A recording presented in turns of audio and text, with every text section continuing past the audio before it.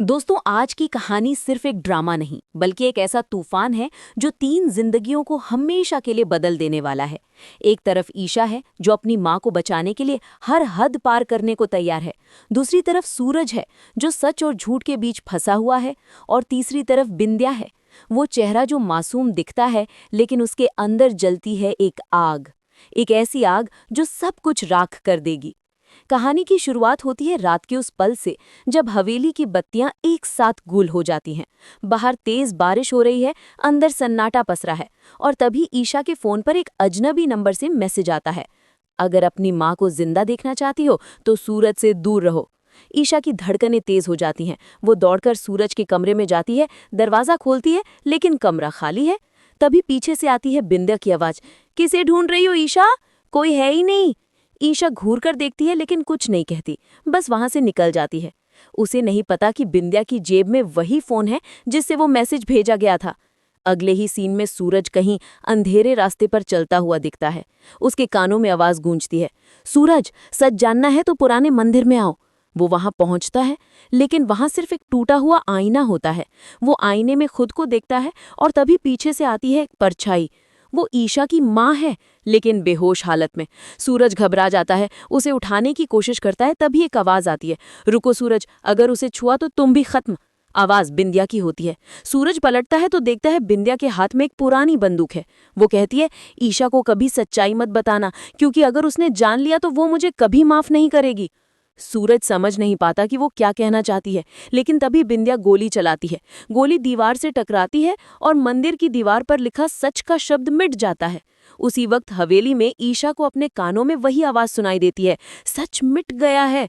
वो घबराकर गिर पड़ती है। अगले दिन सूरज घर लौटता है, चेहरा खून से सना हुआ और आंखों में डर। बीजी पूछती है क्या हुआ, लेकिन वो चुप रहता है। उसके हाथ कांप रहे हैं। वो बस इतना कहता है, मैंने किसी को नहीं मारा, मैं तो उसे बचाने गया था। बिंद्या कमरे में बैठी आईने में खुद को देख रही है, होठों पर मुस्कान और आंखों में डर। वो अपने आप से कहती है, एक झूठ कितने सचों को दफन कर सकता है, आज पता चला। लेकिन दोस्तों, असली सस्पेंस अब शुरू होता है। ईशा को एक पुरानी डायरी मिलती है अपनी माँ की, जिसमें लिखा है, अगर मुझे कुछ हो जाए तो बिंद्या पर भरोसा मत करना। ईशा का खून खौल उठता है। वो उसी रात बिंद्या के कमरे में जाती है, अलमारी खोलती है और वहां उसे मिलता है एक फोटो, बिंद्या, सूरज और गुलाब सिंह का साथ में। ईशा की आंखों से आंसू गिरते हैं। वो चिल्लाती है, सूरज, तुमने मुझे धोखा दिया। लेकिन सूरज कहता है, नहीं ईशा, मैंने तो सिर्फ तुम्हें बचाने की कोशिश की थी। दोनों के बीच बहस होती है और तभी हवेली का दरवाजा खुद ब खुद बंद हो जाता है। लाइट्स चली जाती है। आवाज आती है, अब कोई नहीं बचेगा। वो आवाज किसी इंसान की नहीं थी, वो गुलाब सिंह के रिकॉर्डेड मैसेज से आती है। वो पहले से ही सब कुछ सेट कर चुका था ताकि सब एक दूसरे पर शक करें और एक दूसरे को खत्म कर दे। अब कहानी एक और मोड़ लेती है जब खुशबू नाम की लड़की हवेली में आती है। वो दावा करती है कि वो गुलाब सिंह की बेटी है और उसे अपने पिता की मौत का बदला लेना है। ईशा हैरान रह जाती है क्योंकि गुलाब सिंह मरा नहीं, वो जिंदा है और खुशबू का इस्तेमाल कर रहा है। सूरज को एक सीक्रेट रूम में गुलाब सिंह की पुरानी रिकॉर्डिंग्स मिलती है जिसमें वो कह रहा होता है, बिंदिया मेरी सबसे बड़ी गलती थी, लेकिन उसे मिटाना मेरी आखिरी जीत होगी। सूरज सब समझ जाता है कि बिंदिया सिर्फ एक मोहरा थी। वो ईशा को सच बताने जाता है लेकिन तब तक देर हो चुकी होती है। हवेली में आग लग चुकी है, बिंदिया बीच में फंसी है और ईशा उसे बचाने के लिए अंदर जाती है। सूरज बाहर खड़ा चिल्ला रहा है, ईशा बाहर आओ, आग फैल रही है।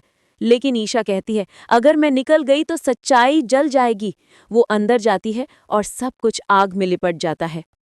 सुबह का वक्त होता है। राख के ढेर में एक जली हुई डायरी मिलती है। उसमें आखिरी लाइन लिखी होती है, जो सच जानता है वो जिंदा नहीं रह सकता और जो जिंदा है वो सच नहीं जानता। कैमरा धीरे धीरे ऊपर उठता है, बैकग्राउंड में वही डरावना म्यूजिक बजता है और स्क्रीन पर आता है द एंड और मे बी द बिगिनिंग।